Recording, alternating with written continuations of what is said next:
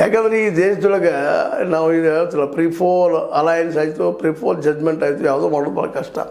ಪ್ರಿಫೋರ್ alliance ಆದ್ದು ಗೆಲ್ತಾ ಅಂತ ಹೇಳಕ್ಕೆ ಹೋಗೋದಿಲ್ಲ. ಅದಕ್ಕೆ ಫ್ರೀ ಬೋನಾಗಿ ನಾವು ಏನಾದರೂ ಅದ್ರ ಬಗ್ಗೆ ಡಿಸೈಡ್ ಮಾಡಿದರೆ ಜನನೂ ಬೇರೆನೇ ಕೊಡ್ಬೋದು. ಯಾಕಂದ್ರೆ ಜನ ತಮ್ಮ ಮನದ ಮಾತನ್ನು ಇನ್ನೊಬ್ಬರು ಹಂಚ್ಕೊಳ್ಳೋದಕ್ಕೆ, ಅದು ಪತ್ರಿಕಾ ಮಾಧ್ಯಮದಲ್ಲಿ ಹಂಚ್ಕೊಳ್ಳೋದು ಇದು ಮಾಡ್ತಾ ಇರ್ತಾರೆ. ಎಲ್ಲಿ ಬಿಡಪ್ಪ ನಮಗೆ ಯಾರಿಗೆ ಹೇಳಿ ಏನಾಗೋದು, ಇವರಿಂದ ನಾವು ಉದ್ಧಾರ ಆಗೋದು ಅಷ್ಟಾಗೋದು ಅನ್ನೋಂಥ ಒಂದು ಸಿವಿಕ್ ಮೆಂಟಾಲಿಟಿ ಬಂದುಬಿಟ್ಟದು ನಮಗೆಲ್ಲ. ಹೀಗಾಗಿ ಇವರ ಗೆಲ್ತಾರೆ ಇವರ ಸೋಲ್ತಾರೆ ಅಂತ ಹೇಳೋದು ಕಷ್ಟ. ಆದರೂ ಸಹಿತ ಅಲ್ಲಿ ಜನರಿಗೆ ಕೊಡೋದ್ರ ಮೇಲೆ ನಾವು ಗೆಸ್ ಮಾಡಿದ್ವಿ, ಆಗ್ಬೋದು ಇವಂದು ಆಗ್ಬೋದು ಅವಂದು ಆಗ್ಬೋದು ಅಂತ.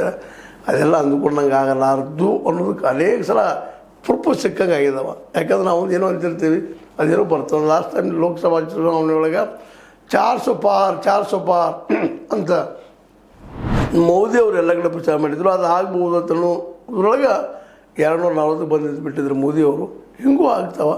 ಅದಕ್ಕೆ ಪ್ರಚಾರ ಮಾಡಿದಷ್ಟು ಅವ್ರು ಜೋರು ಪ್ರಚಾರ ಮಾಡಿದರು, ಆದರೆ ಅದು ಆ ಪ್ರಮಾಣದಲ್ಲಿ ಮತ ಪರಿವರ್ತನೆ ಆಗಲಿಲ್ಲ. ಮತ್ತು ಇನ್ನೊಬ್ಬರು ಸಾಹಿತ್ಯ ಸರ್ಕಾರ ರಚನೆ ಮಾಡೋಂಗೆ ಬಂತು. ಹಂಗೆ ಇಲ್ಲೂ ಸಹಿತ ನಾವು ಗೆಲ್ತೀವಿ ಅಂತ ಎರಡು ಕಡೆ ಅವ್ರು ಹೇಳ್ತಾ ಇದ್ದಾರೆ. ಆದರೆ ಗೆಲುವು ಅಂದ್ಕೊಂಡಷ್ಟು ಸ್ವರೂಪ ಇಲ್ಲ.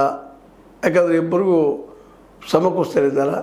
ಮ್ಯಾಕ್ಸಿಮಮ್ ಈಗೇನದಪ್ಪ ಅಂದ್ರೆ ಗ್ಯಾರಂಟಿಗಳ ಬಗ್ಗೆ ಭಾಳ ನಡೀತಾ ಇದೆ, ಜನಕ್ಕೂ ಅದು ಬೇಕಾಗಿದೆ.